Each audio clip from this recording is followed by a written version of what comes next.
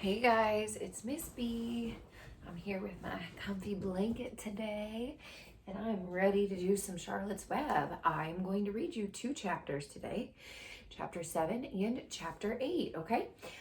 So I let your parents know that I want to be able to finish the Charlotte's Web book by the end of the school year, and we only have a few weeks left. So I'm going to be stepping up my game a little bit, and I might do a couple chapters per video, and I also might send them out a little more frequently. Okay, so just feel free to take it at your own pace. Still, I just want to have it there as an option if you would like to finish the book with me. Okay, so the last thing that happened in chapter 6 was those baby geese were born and one egg did not hatch, and that sneaky rat Templeton decided that he wanted to keep that egg that didn't hatch. Okay, chapter 7, bad news. Wilbur liked Charlotte better and better each day. Her campaign against insects seemed sensible and useful. Hardly anybody around the farm had a good word to say for a fly. Flies spent their time pestering others. The cows hated them. The horses detested them. The sheep loathed them. So detest and loathe are just another way to say hated. Mr. and Mrs. Zuckerman were always complaining about them and putting up screens. So basically, Wilbur's saying, like, even though it's gross that Charlotte kills bugs and eats them, she's kind of doing everybody a favor. No one likes the flies on the farm, anyways. Wilbur admired the way Charlotte managed. He was particularly glad that she always put her victim to sleep before eating it. "It's really thoughtful of you to do that, Charlotte," he said. "Yeah," she replied in her sweet musical voice. "I always give them an anesthetic so that they won't feel pain. It's a little service I throw in." As the days went by, Wilbur grew and he grew. He ate 3 big meals per day. He spent long hours lying on his side, half asleep, dreaming pleasant dreams. He enjoyed good health and he gained a lot of weight. One afternoon, while Fern was sitting on her stool, the oldest sheep walked into the barn and he stopped to pay a call on Wilbur. "Hello," she said. "Seems to me you're putting on some weight." "Oh, yes, I guess I am," replied Wilbur. "At my age, it's a good idea to keep gaining." "Just the same, I don't envy you," said the sheep. "You know why they're fattening you up, don't you?" "No," said Wilbur. Okay, I'm going to stop there. Why do you think they might be fattening a pig up on a farm? Okay, let's see. "Well, I don't like to spread the bad news," said the sheep, "but they're fattening you up because they're going to kill you. That's why." "They're going to what?" screamed Wilbur. Fern grew rigid on her stool. What do you think rigid means? It means like straight up, still, stiff. "Kill you. They're going to turn you into smoked bacon and ham," continued the sheep. "Almost all young pigs get murdered by the farmer as soon as the really cold weather sets in. There's a regular conspiracy around here to kill you at Christmas time. Everybody's in on the plot. Lurvy, Zuckerman, even John Arable." "Mr. Arable?" sobbed Wilbur. "Fern's dad?" "Certainly. When a pig is to be butchered, everybody helps. I'm an old sheep and I see the same thing. Same old business, year after year. Arable arrives with his .22. He shoots the "Stop! Stop! I don't want to die! Save me! Somebody save me!" Fern was just about to jump up when a voice was heard. "Oh, be quiet, Wilbur," said Charlotte, who had been listening to this awful conversation. There they are having that conversation. Wilbur's sobbing, freaking out.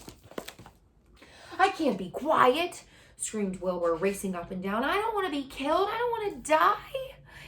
"Is it true what the old sheep says, Charlotte? Is it true that they're going to kill me when the weather comes cold?" "Well," said the spider, thoughtfully plucking at her web, "the old sheep has been around this barn a long time. She has seen many a spring pig come and go.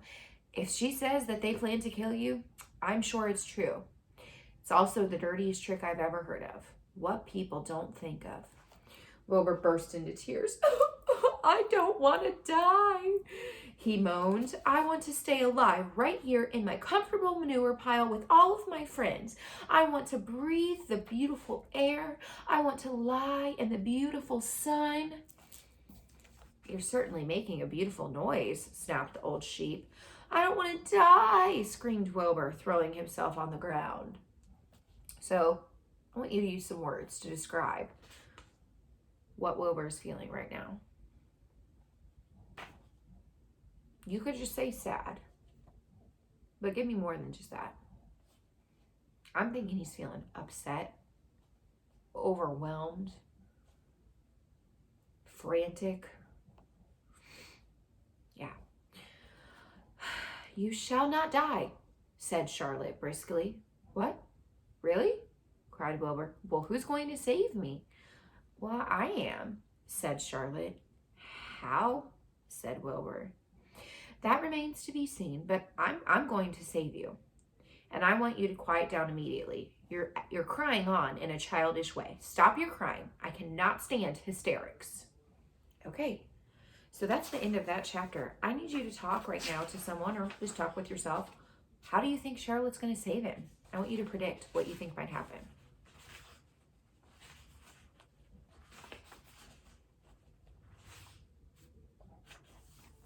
Okay, here we go with chapter 8, A Talk at Home. On Sunday morning, Mr. and Mrs. Arable and Fern were sitting at the breakfast table in the kitchen. Avery had just finished and was upstairs looking for his slingshot. Hey, did you know that Uncle Homer's goslings have hatched? Asked Fern. Oh, wow, how many? Said Mr. Arable. 7, replied Fern. There were 8 eggs, but one didn't hatch, and the goose told Templeton that she didn't want it anymore, so he took it away. The goose did what? Asked Mrs. Arable, gazing at her daughter with a worried look. Told Templeton that she didn't want the egg anymore, repeated Fern. Well, who is Templeton? Asked Mrs. Arable.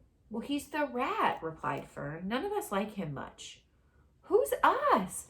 Asked Mr. Arable. Oh, everybody in the barn cellar. Wilbur and the sheep and the lambs and the goose and the gander and the goslings and Charlotte and me. Charlotte? Said Mrs. Arable. Who's that? She's Wilbur's best friend. She's terribly clever. Well, what does she look like? Asked Mrs. Arable. Well, said Fern thoughtfully. She has 8 legs. I mean, all spiders do, I guess. Charlotte's a spider, said Fern. It's Fern's mom. Fern nodded. Yeah, a big gray one. And she has a web across the top of Wilbur's doorway. She catches flies and sucks their blood. Wilbur just adores her. Does he really? Said Mrs. Arable rather vaguely. She was staring at Fern with a worried expression on her face. So I want you to think, if you came home and you told your mom or dad or anybody that you live with that you just got back from talking with a rat and, a sheep and a spider and a pig, think about what they would be thinking.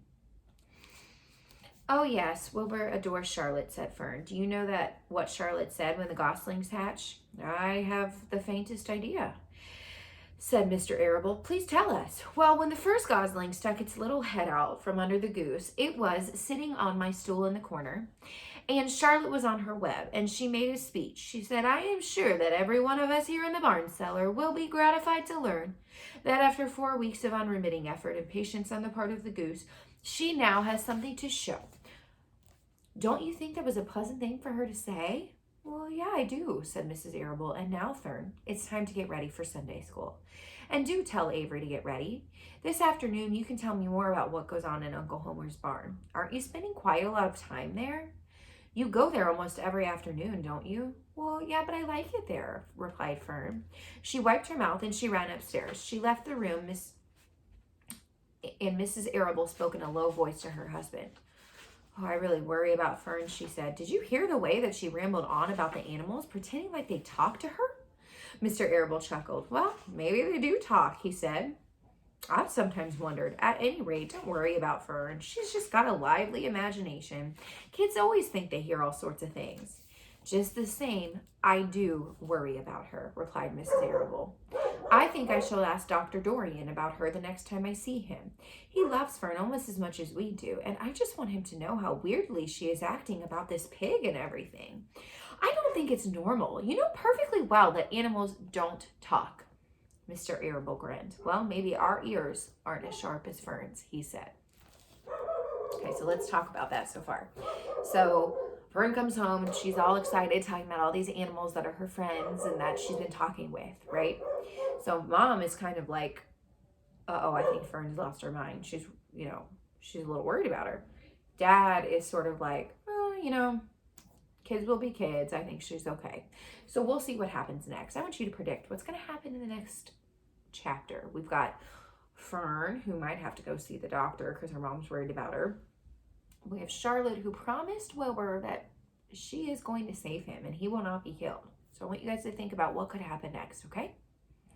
All right, and I will see you next time. Bye, guys.